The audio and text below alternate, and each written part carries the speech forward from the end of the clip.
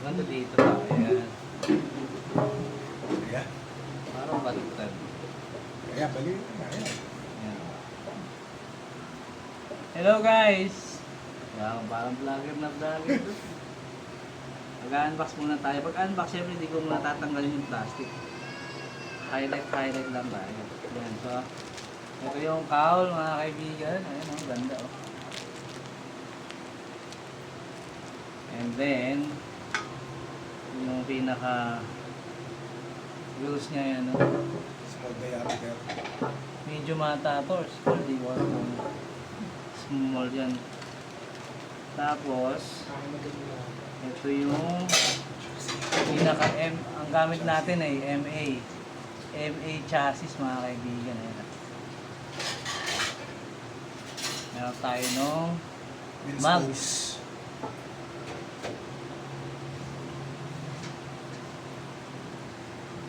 And then, Pwede na ito tayo?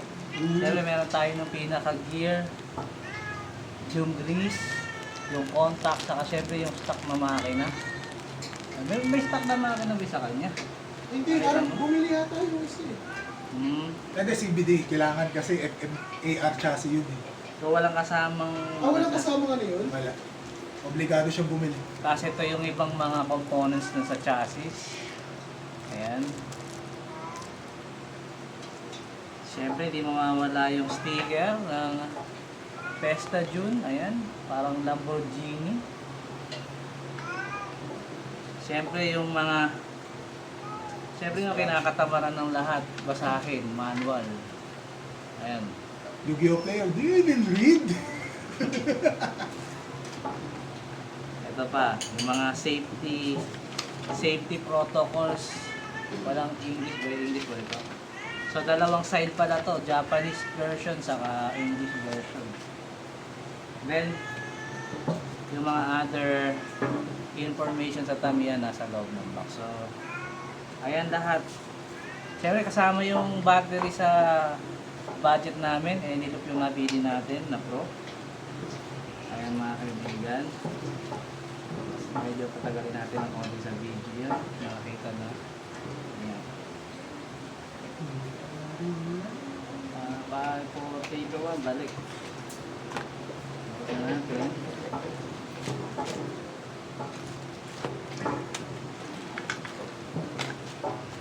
Tama ko na yung battery dito. Parang hindi na nag-crash. Inuna mo kasi yung mga accessories eh. Unahin mo yung mga nasa plastic na ano. Ganyan. Oo. Yan. Ayan, Diba? nag-crash na. Ayan mo. Okay. Ito naman. Naka-record pa rin yan. Kakatun na.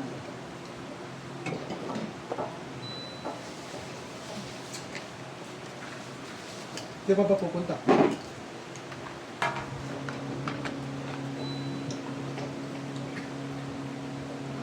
Hindi, nahiya na din. Shit. Nga pala, napili kong frame, Mac frame. Tapos, generic charger. Wala tong auto-off. Kailangan mong maglagay ng timer. Kung magkakaroon ng extra budget, bibili tayo ng bagong charger. Ang ganda yung charger mo. Ang napili nating battery, maiba naman, is Fujitsu. Yung pink. Yung presyo nga pala nandito. Ilalabas na lang sa screen na. Buka natin. So, ito nga pala yung full box niya. Saan natin? So, ang laman niya is saan natin? Yung cowl, yung chassis, tires, semi-hard yata to, medium, hindi ko alam. Yung spokes o yung mugs.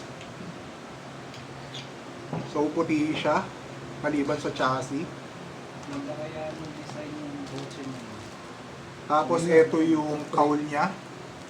Bali, 4 pieces Saka yung cowl. sabi, ano, yung AR? Masyado kong benefits yun. Ito yung mga accessories o Famous na yung boat niya. makina. Kasama na rito yung shaft, yung grease, yung contacts, yung gear. Yung gear nga pala niya nakasama is 3 by 5. Eh, Ha? si Bay Bay din. Ano din? Tapos stock motor. Saan? Puro stock lang. Ah,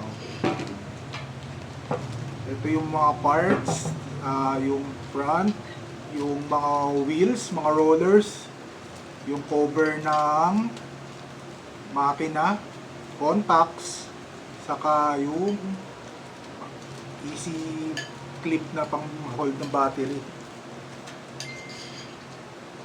At hindi ko alam kung para saan to. Baka dami na naman sa'yo. Sa tingin ko dito yan eh. Hindi ko pa nasusubukan eh. Yan. Resibo. Tanggalin natin yan. Safety guide. Yung manual na wala naman nagbabasa. Sabi nga ni Uncle Roger, just use your feelings. Yung sticker. At kung ano man yung laman na sa likod ng box. Yung magiging problema ko kapag in-assemble ko yun. Okay na. Panin yung cable. Okay na. Babalik na lang ako kapag i-assemble na, pag-assemble na siya. Ang mangyayari pa rin na-assemble natin, sariling... Stop mo na. Stop. Na natin.